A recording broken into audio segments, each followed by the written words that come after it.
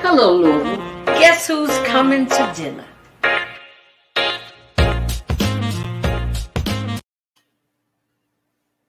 Happy holidays. Guess who's coming to dinner? Live and in living color. I don't have a lot going on with my set because, as you know, I was moving. So I thought I'd dress up and be your Christmas tree or your Christmas decorations for today. A lot of things going on. I've got a theme for the rest of this month until we start doing Encore conversations during the Christmas, 2 weeks of Christmas and New Year's Eve. And that is called Home for the Holidays. You know, there are a lot of Louisvillians that live in other cities that are movers and shakers and doing things. And some of us know about them because they're our relatives, and some of us know about them because they're our good friends. But I wanted to share some folks that I know that are doing things and making things happen. And that's one of our guests that we're going to have for you tonight. But before then, I want to let you know that for the rest of the month, we're going to have a tour. One of our shows, we're going to do a tour of Roots 101 since they've moved. I had Lamont Collins on when he was down on Main Street next to the Fraser. But now that he's moved over on Washington Street, and I've taken the tour of the museum. And if you have not taken the tour, it would be a wonderful thing to do during the holiday season. And another thing to do is Roots 101 has been nominated as one of the best new sites to see in 2021. And you can vote for him. Go to Roots 101 Facebook page and you can find out more information about that. You can vote every day, but these are venues that are all over the country. And it's an honor for Louisville to have one of our own venues, especially an African-American museum as one of the nominees. But today, let me tell you, I had a faux pas. I had a brain freeze evidently last week. And I blew my interview with Mr. Jou Jou Papailler. So tonight, I'm going to present to some and introduce to others my friend and my forgiving friend, Mr. Jou Jou Papailler. Hello, darling. Hey, how you doing, Joseph? It's great to see you as always. You look beautiful as always. You know what? I love that intro too. That is nice. Is that all right? I'm working on it. I'm trying to do new and kind of upgrade what I'm doing because I want to take the show to television, to network TV or cable. Yeah, I can see that. And you're perfect. That? You are perfect for it. You are perfect for that. Yes. Well, thank you, sweetie. Yeah. Well, I want you to. So now, are you born and raised in Louisville? Raised in Louisville. Okay. I was born in Buffalo, and then, by the time I was 4, we were in Frankfurt, and then from Frankfurt to Louisville, and then been Louisvillian since then. You are a Louisvillian. You know how to say it, a Louisvillian. That's fair enough. Yeah. And I remember that I told you that it was your dad that was my French teacher. Oh yeah. At Shawnee, that really made an impression on me because I lived in Paris for 5 years. Right. Yes, I know that. And Mr. Papailler was his whole flavor and his savoir-faire. That je ne sais quoi. He had it all. And it was, I guess I didn't realize how much it made an impression on me. Mm-hmm. Because actually, I not only took it in high school, I took French in college. Yeah. Mm-hmm. Mm-hmm. Okay. So that's how turned on I was about learning this language. Wow. So tell me about your road to the arts. That's interesting. So yeah, my mom sang opera, Okay. And like you said, Dad, he was Haitian. Dad Okay. passed away several years back. He was Haitian, and Okay. they were both big people, big as far as who they were, big in stature. Okay. Um, and at home, you know, Dad was an incredible storyteller, and Okay. he was the type of man who would tell you stories, and in one moment he'd be crying, laughing, and you'd be crying, laughing, and the next moment you were crying real tears because such a Okay. person that hurt him really deeply. And I Yeah. mean, it was just amazing this journey you go through uh, when you talk to my dad. And my friends who came over would experience that. We'd be in high school, for instance, ready to go out, and I'd be a little late getting ready to go out, and my friends would be in my dad's room, and he'd be entertaining. you know, Okay. um, Okay. Dad was that type of person, and of course, Mom had that flair of being an entertainer. Um, Dad, of course, ended up, like you said, teaching and was a professor at U of L eventually. So I had all of these, um, this big range of who they were. Right. Was going to was on the track to be a doctor, or even at one point, a lawyer, or entertained dental school as well. Okay. Um, got my degree in biology at U of L, and Okay. I was ready. I was working in a laboratory. I was ready to take the MCAT. But if we back up a little bit, I did really well in soccer. Played soccer at Fern Creek and went to France at 14 to represent the United States, and then I set a high school record in soccer for the most goals that lasted for over 2 decades. So soccer was Whoa. my thing. So I had a scholarship to U of L. Of course, I was going to go free because of my dad, but I also had a soccer scholarship. But I ended up, for you know just being young and not able to handle some of the disappointments of playing collegiate soccer and dealing with not understanding how the coaches' methods were, and then the pressure from my dad as well. I quit. So after my Okay. first year coming back from the NCAA tournament, I just quit. And I had all of this extra time now, because when you're a college athlete at a D1 school, and you're pre-med, you compartmentalize. So when you're on the bus, you're studying. You're just the whole time. And now I had all this extra time, what felt like extra time, and I took an acting elective at U of L. Okay. And Karen Edwards Hunter, God rest her soul, she was incredible. She took me under wings. At that point, there weren't any Black males who were drama majors.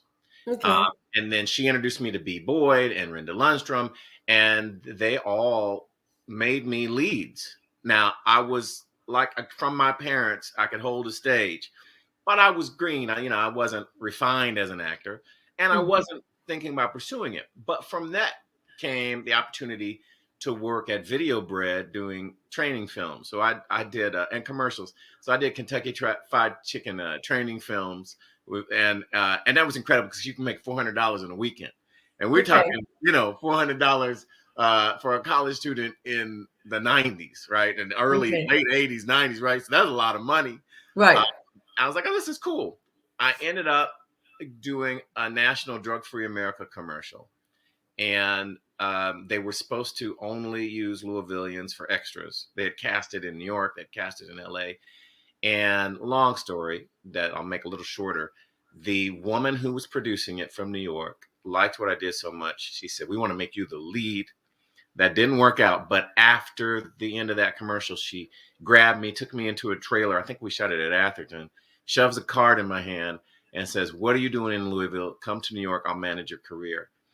I left with $700 in a dream, to my father's dismay, because he wanted me to be a doctor. Haitians don't play with that. Yeah. Yeah. In my third audition, this again, it just fell out of the sky.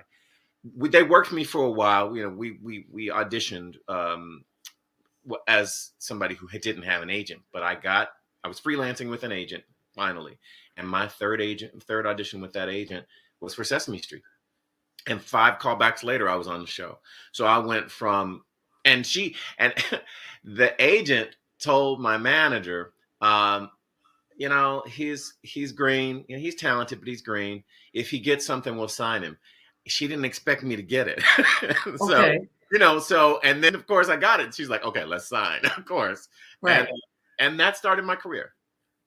How long were you with Sesame Street? 3 years officially. Okay. I started off, we did a special, which was incredible in Central Park with the group, was it Paul Simon's group? The group that Paul Simon discovered, I should say, in Africa, Ladysmith Black Mambaza. Okay. That group, okay. Okay. We did Sing a Song in the middle of Central Park with them and Big Bird and whatever. That was cool. And then, I was on the show 93 through 95. So you were bitten by the bug. Yeah. Again, I was still, I still had options at that time, and I wasn't. See, unlike most actors, I didn't start out pursuing it to do it professionally. Okay. So I was bitten by it, but I also knew that I could do other things, and it didn't really hit me that I was an actor. Right. It's a wonderful thing to have choices. Well, and I, when I coach students, I tell them, get something else. Have something to fall back on. I thank God I can teach in the lean times, because I said, there will be lean times and fat times if you're lucky. Right. But during those lean times, you need something else to do so that you can pay your bills. And if you have a degree, it makes it a lot easier. So yeah.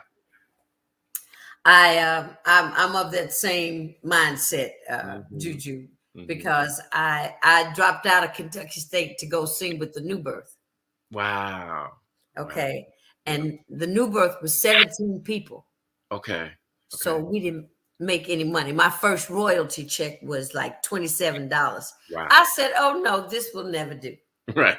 So I went back, got my degree. Yeah. So that I wasn't trying to play the starving artist. I was supposed to be a physical therapist. Okay. Yeah. I majored in health and physical education. And if I'd taken a postgraduate course at Veterans Hospital, I would have been certified. Wow. As a physical, and I think about it all the time. I said, well, maybe it's not too late. Maybe I can just go back to school and be a physical therapist. Yeah. I mean, but I think about it a lot. Really, it's amazing how much I think about it. Yeah. But I understand that it's always good to have something to fall back on, because I did other things in other places where I've lived, aside from singing. Right. And that's a good thing, So now, during COVID, you were fortunate enough to be the writer, director, producer of a streaming show. What, By Design? Please tell me By Design. How did it come about? Yeah. Oh, I tell you what. So as you know, so much of this business is about perseverance. Yeah. I have a film I co-wrote with someone about Isaac Murphy. It's called Gentle Jockey. Black Jockey, yes. And it was I got consulted through friends by Danny Glover.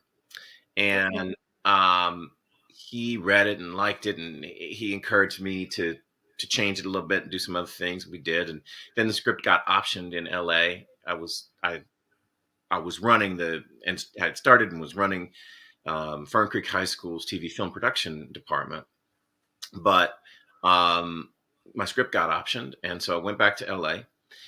And while I was in LA, that didn't work out, as things happen in this industry. It didn't work out. Yeah. That person who was going to produce it didn't come through in ways that he thought he could. And I wrote something else. Okay. And there was a producer here. Let me ask you a question.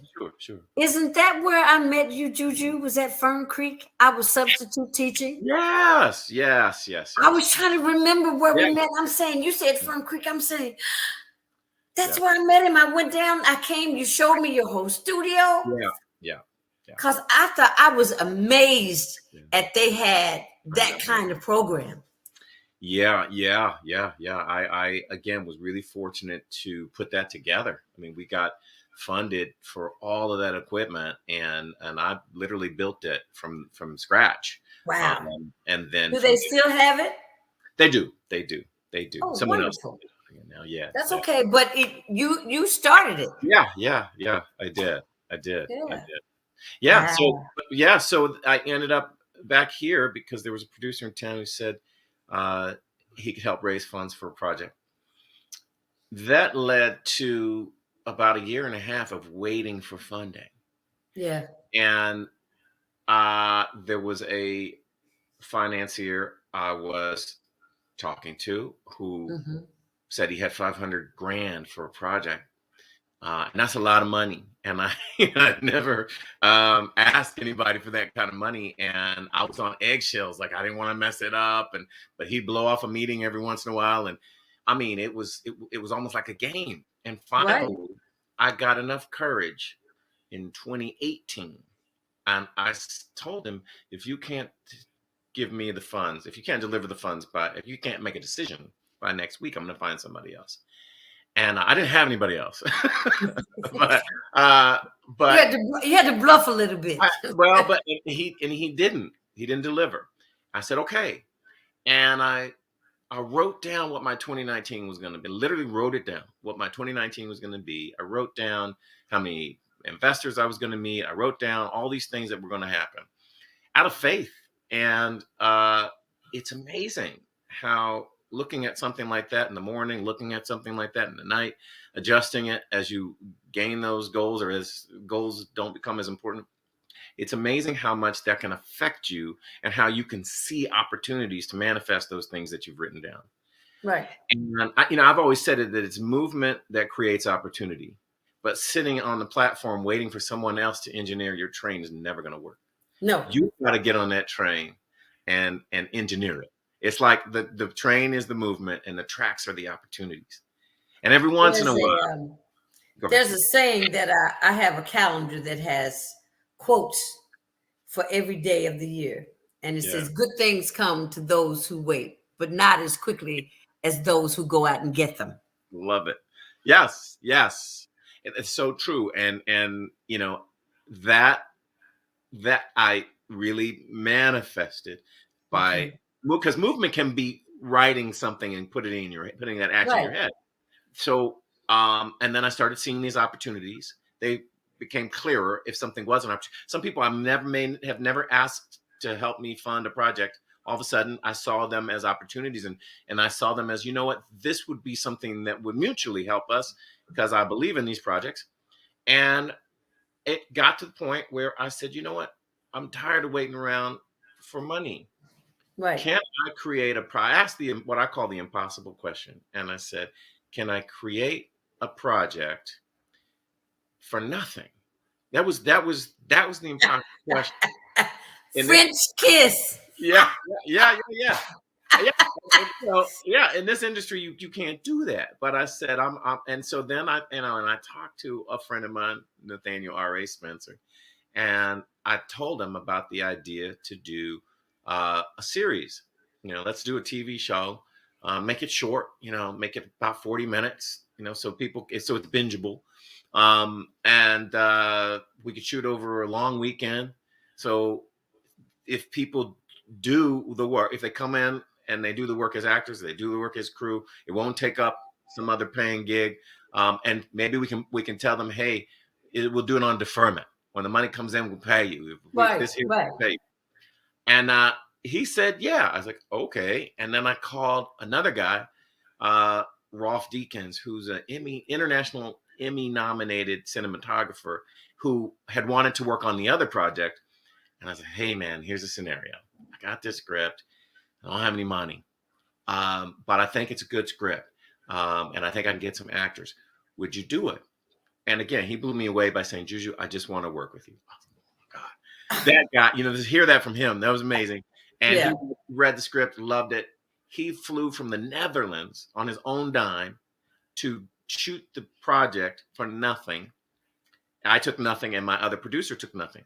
But everybody else was paid top dollar because once that train started moving, all of a sudden people wanted to invest. It was crazy. It was crazy.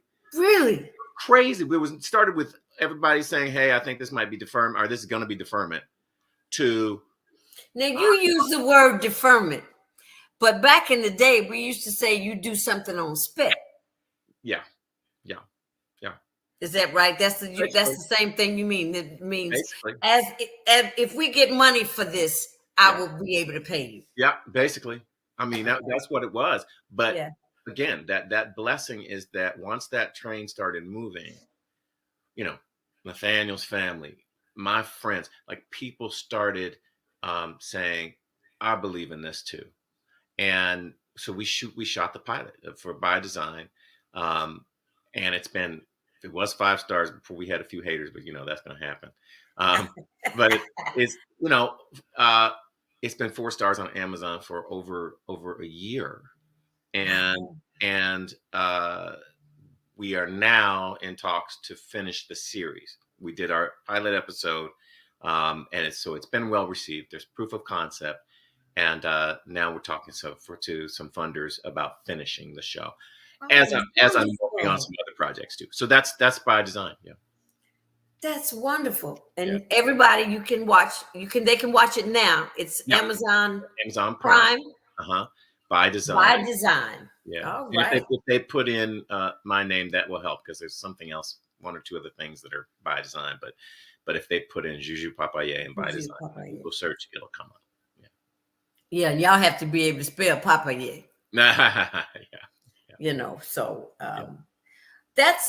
that's wonderful because uh, I was thinking because I came to you with the project that I did with no money Yep. when I was living in France, and because it's kind of difficult to find like-minded people like in a place like Louisville. Hmm. So there's there's Nate. Hmm. Nate's he's editing the documentary about. It started out about my life, Wow. but it ended up about my mother, Wow. my caregiving for my Mhm. mother, Wow. because it saw the progression Mhm. for she had dementia, Mhm. and it saw the progression and how I somewhat stepped away from singing. Mhm. I had a good life. I have no complaints. I didn't make great big bucks and all that kind of stuff, because it's just like you said in the film industry. You're waiting for somebody to tell you. I said I didn't need for somebody to validate the fact that I could sing. Right. Okay. So because I didn't have a recording contract, then I'm not getting ready to make that the focus, because that's where somebody's got to say, well, we'll sign you. Mhm. I said, so when I started performing, I just really figured out I'm a performing artist. I'm not a recording artist. The Wow. essence of who I am is when you see me Mhm. Mhm. live and in living color.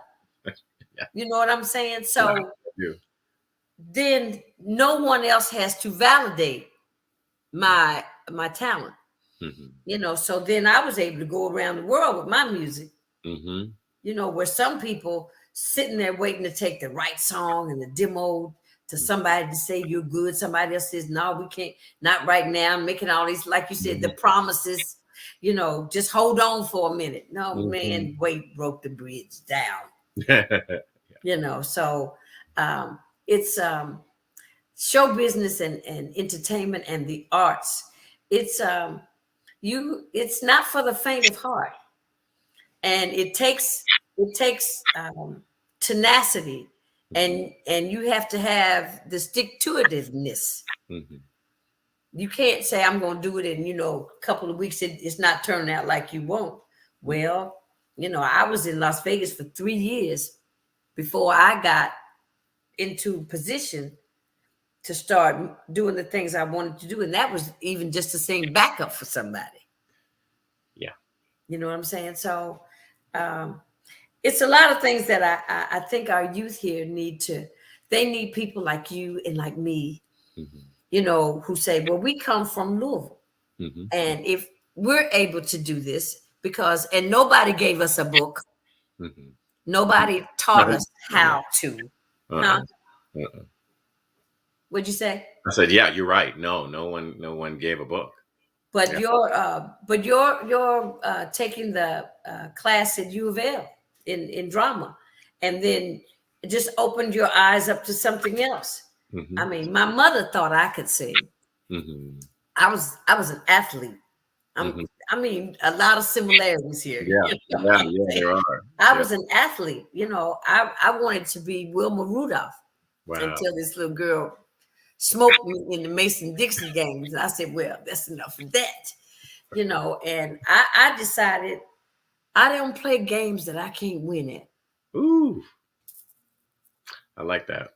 So that's what, if I know that I'm good at this, then if I think I can do it in my head, and when I go to sleep at night and I dream about it and I wake up the next day, I've seen the whole thing. Yeah. Wow. So it's very, it has to be very fulfilling to you to have been able to, especially during COVID.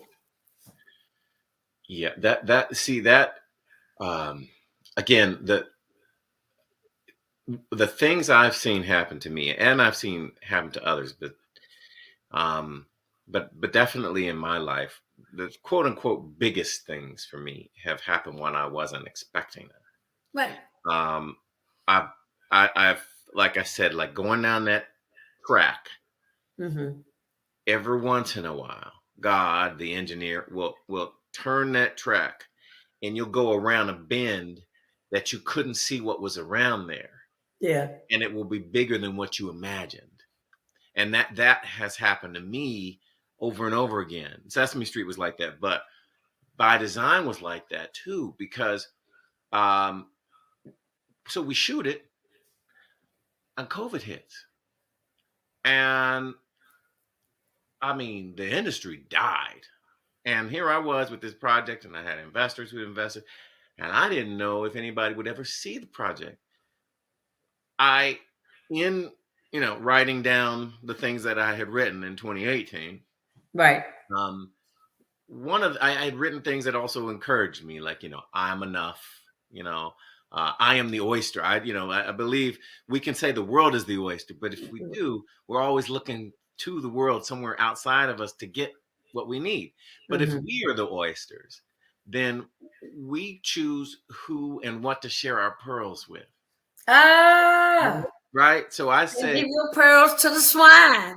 Yeah, exactly. Why would we do that? So I say, I'm the oyster. As I say that to the people I coach, you're the oyster.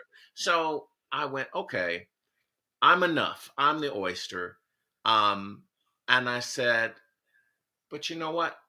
There's no reason for me to panic then. No matter where I am, I'm good.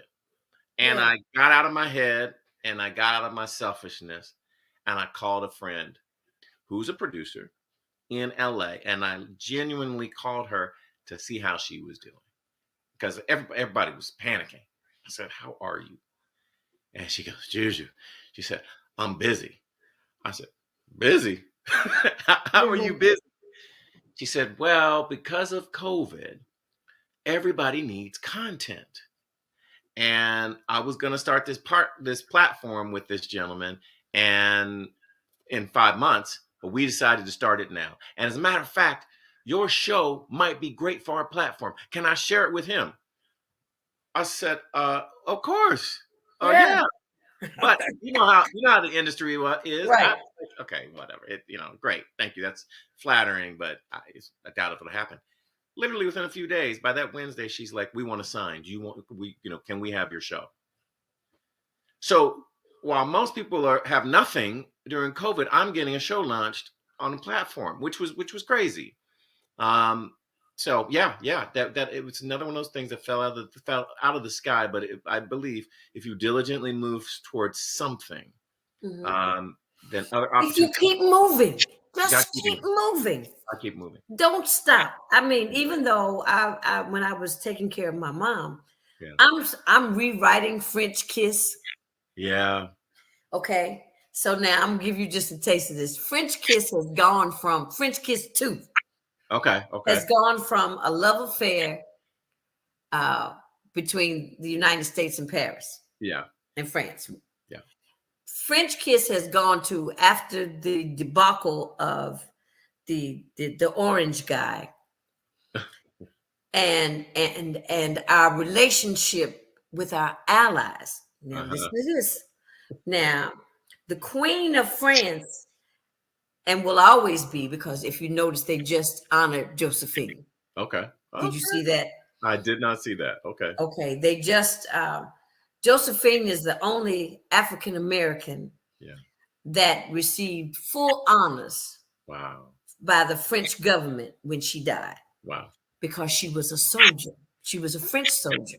She was part of the resistance. She carried messages to the Allies, written in invisible ink on the back of her music. Wow. Josephine. Wow. Okay. So now I see that the NATO allies are looking at us crazy, saying, you know, man, who y'all got running y'all's country now? Yeah. Right? Yeah, yeah. So I've got nothing but women that come to a summit. They come from France, they come from Germany, they come from UK, they come from the US. So I'm getting our allies back together, but women are going to bring us back together. I had Angela Merkel, because I respect her. Yeah. And then I had the Queen Elizabeth. Okay. Okay. Then I have the Statue of Liberty. She starts out in that drape, but Statue of Liberty came from Paris. It was a gift to the United States from France. I mean, it makes you, I had to do my history, my studying, and all these types of things. So now, and then we end up with Kamala. Yeah. Okay. I said, oh, we're getting ready to sign this treaty all over again. But nothing but women made it happen. Okay. That's my French kiss too. So I'm saying, yeah, I was looking after my mom, and my time when I had to myself, I would write. I would just keep writing and just keep doing things that, you know, kept me inspired and excited about life. Because I'm watching it change. I'm watching my mom. I'm glad. I can't say I'm glad. I lost my mother before COVID hit. And once COVID hit, I am really glad that my mother didn't have to go through that, because I think that would have been frightening for her. But Nate doing the documentary, I'm going full circle because I got to get off of me and get back to you, Jou Jou. It was about me, and then it ends up being honor thy mother. Simple as that. It was like she was the star of this documentary. She is the star of it. Whenever we get it finished editing and released. But I'm rooting for you. Thank you.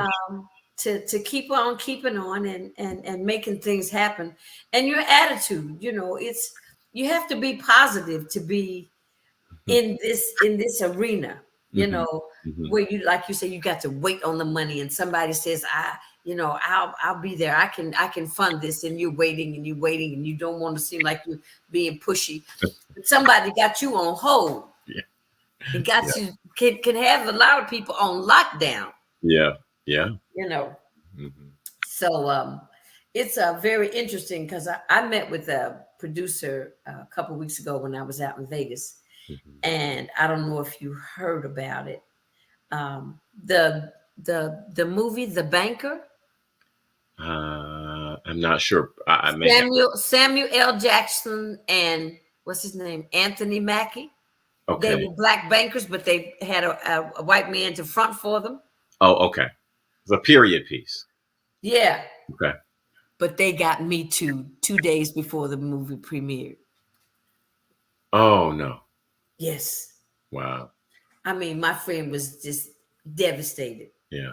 And I mean, he was so devastated. I wanted to cry Wow. because it was one producer that a woman made an allegation about something he'd done 47 years ago. Oh my gosh.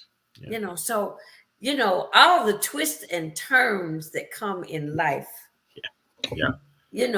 we are not in control, but we can just keep acting like we're driving something to Yeah. get where we want to go. Yeah. Yeah. So tell me, what would you say? How do you see that our city has grown with the arts? And how do you see our city now dealing with um, um, social injustices in this city? How do you see where where do you see Louisville is right now? That's a, a very, it's an important question. It's one that uh, stirs a lot of emotions. Mm. Having grown up here, having integrated my neighborhood, literally, we integrated my little neighborhood. Um, Where was that neighborhood? out in Fern Creek, In Fern Creek. Fern Creek, Okay. Baytown borderline. Yeah, you know, it is in a lot of ways. I mean, to be honest, I have had a love hate relationship over the years with Louisville, um, Okay. because at times I feel like we're making progress. At times I feel like we go back to where we Yeah. were. And with Breonna Taylor, it felt like we went back again. Yeah. So that's why, that it pulls on so many heartstrings. I don't know. I really don't know the answer. I think that, some of the things that happened around Breonna Taylor um, were ironically a wonderful example of the human condition, how people can come together of different walks of life and fight for justice. So I Right. have to say, and the most of the people that we saw with George Floyd and all the things that were happening that infamous summer, um, I I say, as much as I thought we were being urged to divide by the quote unquote leaders of this country, Okay. um, we also got to see that there were many people, most of the people who were marching were not of color, No. who were coming out to say this is enough. And Yeah. so on one hand, I was scared for the country. And on the other hand, I went, well, wow, that's amazing. That's beautiful. When you see people who get it, who are not of color. Right. And that gave me hope. Right. So, and that a lot of that happened here. So Right. I got to say, I still have that hope that we'll turn that corner and never go back. The problem, what I've seen, I many years ago, um, I had a little when again we have similar backgrounds. Before I went to New York, I had I had a little group and I had copywritten 80 songs. And one of those songs we did, was called Back to the Future. And that's what I think I've seen over and over again in this country, that Right. we seem to make steps forward and then it ends up back, Rodney King again. I think the thing that people don't understand about racism, if they're not of color and haven't experienced it, is that you get re-traumatized every time something happens. Like the worst Yeah. thing about racism is that it's not just what happens in the moment. It's that it puts something there, maybe even throughout your body, that stays with you. It's like Mhm. it's in your DNA once you experience that kind of injustice. And Right. then when something like a George Floyd comes up, everything you've ever experienced comes back. Like that's the problem. Like it's PTSD. That's what I really meant to say earlier. It's PTSD, and you experience it again. So that's why that concept of Back to the Future really sticks with me because Mhm. it happens again, and I'm like, come on, are you serious? Are we still questioning whether or Yeah, not somebody who has somebody on his neck for over 8 minutes, whether or not that was justified? yeah.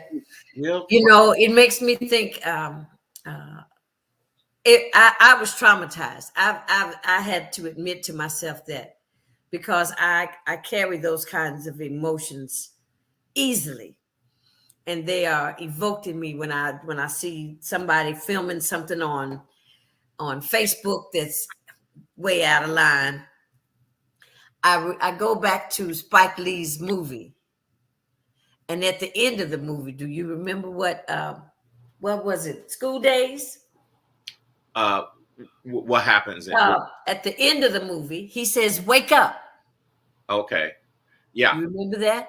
I do Now remember you were bust. Were you bust, or were you still able to walk to Fern Creek? that. Well, I didn't go to elementary school, Wheeler.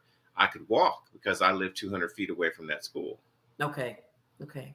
Were But you bust in high school? uh, yeah. I Yeah. mean, but it was still close. But yes, but um, but yeah, no, I didn't. Well, I shouldn't say that. I mean, I guess again, when you use that term, I don't know that I wasn't bussed really out of my neighborhood. Ah, okay, So I okay, can't say I was bussed in that okay, sense. I okay. took a bus, but it wasn't the same. But the thing that, again, experiences that people don't realize, I was, we were fortunate in that we were very well received by our neighbors. But those microaggressions and that subtle racism that they didn't even realize they had maybe would come Mm-hmm. out, and some of Mm-hmm. them didn't care. I had a neighbor, one of my best friends right across the street. His dad sent him and their kids down to the corner. Him and his siblings down to the corner with "Stop Busing" signs, and they were talking about me. Right. And Yeah. when we would Your go, friends. yeah, and when we would go to J Town, uh, my family, I remember rocks getting thrown at the car. If you didn't honk against busing, then they throw rocks at your car. So these are things that, again, people don't realize Yeah, that they uh, happen. that people may have gone through.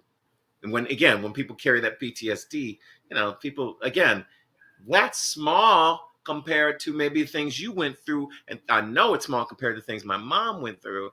But I'm saying it all it's all similar types of things from the It's all same connected. from the It's all same connected. from the same sickness. You It's all know, connected. Yeah. yeah, yeah, Well, Juju, I want to say that I'm very proud of you. I'm proud to know you. yeah. And I'm going to be your cheerleader forever and a day. Um, Appreciate and that. I was really glad that it came back to me when you said that you taught at Fern Creek. I'm saying Yeah, that's where we met, you know. yeah, Uh, but it's really nice to visit yes, with a Louisvillian who now you're based here and in LA. Is that yeah, correct? yeah. Mhm. Okay. And that's I used to say I didn't like LA years ago when I lived there. It was too pretentious for Yeah, me at that time. Now I could live in LA. yeah, Well, maybe not LA. I could live in Palm Springs. Let's be real. yeah, Um, but it's really nice to catch up with and really know the depth of your story, even though we met years ago. And this was when I came back home. So I've known you since about 2005, 2006. yeah. You lived you lived up in Smoketown, Yeah, that makes sense. Yeah, yeah, and that's where I came and met with you one day. yeah, But it's I just wanted my audience to know Jou Jou Papailler. Now, you may have heard the name Papailler, aside from if you went to Shawnee and took French, right, right. or you took classes from his dad at U of L. But there's Christy. Yeah. Hmm. Christy's still with Actors Theater. No, now she's teaching at Oh, she was at Central.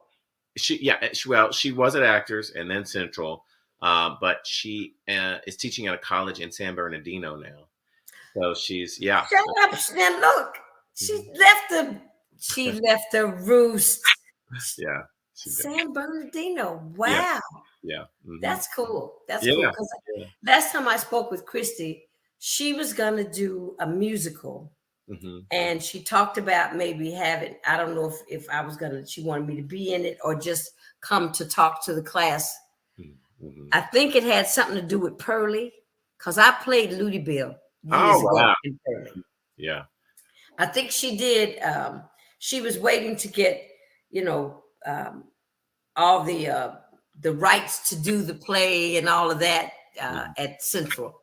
Okay, But tell her I wish her the best as well. I will. I wish you a Merry Christmas. Thank you. You too. Are you going to be here for Christmas? Or are you going to go back I out will. west? Yeah, yeah. I will be in Louisville for the rest of the holidays. Yeah. Okay, so we might be able to get together. I'd Some. like that. I'd like that. I still want to work with you. So if we can find funding for your project, I would love to do it because you're wonderful. You're just amazingly talented, and I love French Kiss. I love the story. Again, this is about lining things up. So maybe this is Right. our time. Maybe this is our time. You never I do know. believe that the things that are lining up now, that 2022, summer of 2022 will be a fruitful time. So let's see what we I'm can. planning on it. Yeah. I'm planning on it, and I know you are too. Yeah. Sweetheart, have a good evening. Have a blessed evening. I Yes. know it's dinner time, so now you can go have dinner because I'm going to go have dinner. Okay. All But right. thank you for being my guest. Thank you. My pleasure. You have a And good if one. you when you get by design Yeah. season 2 Yeah. coming back up, come back on and maybe let everybody know here at home what's going on with it. I absolutely will. Okay. All right, Okay. darling. Take care All of right. yourself. Okay. All right. Have a Bye. good evening. Bye Thank bye. you. Bye. Jou Jou Papailler. All right. Oh, that was nice to really revisit with him again. Yeah, I had forgotten that I met him when I was substitute teaching at Fern Creek one day. But another thing I want to make mention, I lost a dear friend. She was in Chicago. I met her. She's from Chicago. I met her in Las Vegas, 1997. And she's become a victim of COVID. And she passed away 2 days ago, Marsha Cole. And I just want to do a shout out for my girlfriend because she was like a cut buddy. She and I, we met. She moved from Las Vegas to St. Croix in the Virgin Islands, and I was on a cruise ship singing for a friend's birthday, and we spent the day in St. Thomas at the beach, and Marsha flew over and spent the day with us. She and I went to the first inauguration for President Obama. And then I met her once down in Atlanta. She had come back over from St. Croix to spend some time in Atlanta with her daughter. But she was a go-getter. I loved her hustle. She had real show enough hustle. And she backed it up. If she said she was going to do it, she was going to do it. So God rest her soul. And my prayers go out to her family, Kai, Cecily, and Janine. My heart is with you. So it's dinner time. Yes, it's dinner time. Guess who's coming to dinner? We're going to have some more Louisvillians that live in other places. We've got a confirmation on Dr. Reverend Robert Bugs Wilkins will be our guest on the 20th of this month. That's a Monday. I was trying to have Miss Teresa Ratliff and Miss Rosalind Ratliff on before the end of the year, but the girls said they was going to bring the new year in. So that's how we'll do that one. And like I said, I'm hoping to be able to have the interview about Roots 101 Museum so we can take a tour. So during the holidays, you can go to the museum, take your family, see some of all the different rooms and from slavery on to the who's who in Louisville today. So bon appetit, enjoy your meal. Happy holidays. Get the tree up. Next time I'll have my tree up. If the babies come over and help me, I got to have some kids around me to do stuff like that. So take care. Talk to you soon. All right. Okay. I did something. I was trying to see who that was. Oh, well, la-di-da. Gotta go.